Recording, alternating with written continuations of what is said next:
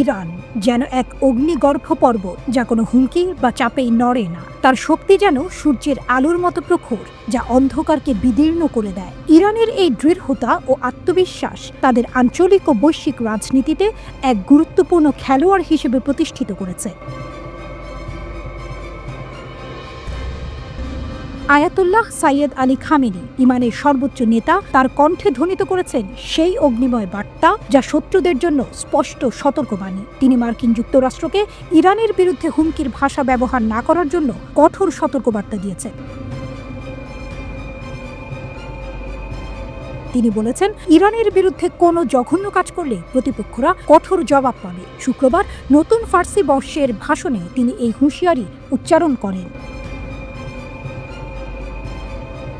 খামেনির ভাষণে ইরানের শক্তি ও প্রতিরোধ ক্ষমতা যেন এক মহাকাব্যের মতো ফুটে উঠেছে। খামেনি তার ভাষণে বলেছেন, আমেরিকানদের বুঝতে হবে যে ইরানের বিরুদ্ধে হুমকি দিয়ে তারা কখনোই সফল হতে পারবে না। তারা যদি ইরানি জাতির বিরুদ্ধে কোনো জঘন্য কাজ করে, তবে তাদেরকে শক্ত চপেটাঘাত করা হবে।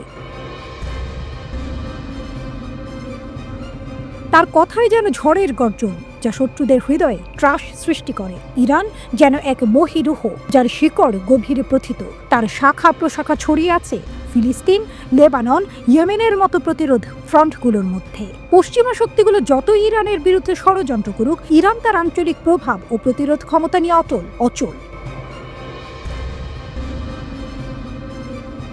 খামেনির বক্তব্যে ইরানের দৃঢ়তা যেন এক অমোঘ সত্য, যা পশ্চিমা শক্তিগুলোর হুমকিকে ধূলিসাৎ করে দেয়। তিনি যোগ করেন, ইরানি জাতি শত্রুদের বিরুদ্ধে দাঁড়াতে সক্ষম এবং তারা তাদের দেশের প্রতিরক্ষায় অটল। ফিলিস্তিন ও লেবাননের যোদ্ধাদের সমর্থন করে ইরান তার আঞ্চলিক প্রভাব বজায় রাখছে বলেও তিনি উল্লেখ করেন।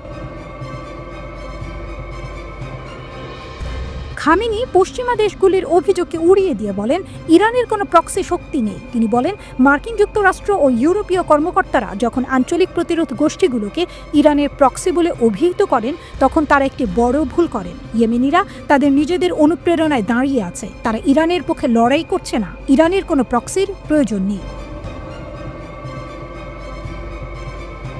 তার কথাই যেন এক সিংহের গর্জন, যা শত্রুদের কৌশলকে নস্যাৎ করে দেয়। ইরান যেন এক অজেয় দুর্গ, যা কোনো হুমকি বা চাপেই ভেঙে পড়ে না। তার কথাই যেন এক ঝড়ের পূর্বাভাস, যা শত্রুদের জন্য ভয়াবহ পরিণতি বয়ে আনবে। ইরান যেন এক অগ্নিস্ফুলিঙ্গ, যা শত্রুদের ষড়যন্ত্রকে বশীভূত করে দেয়।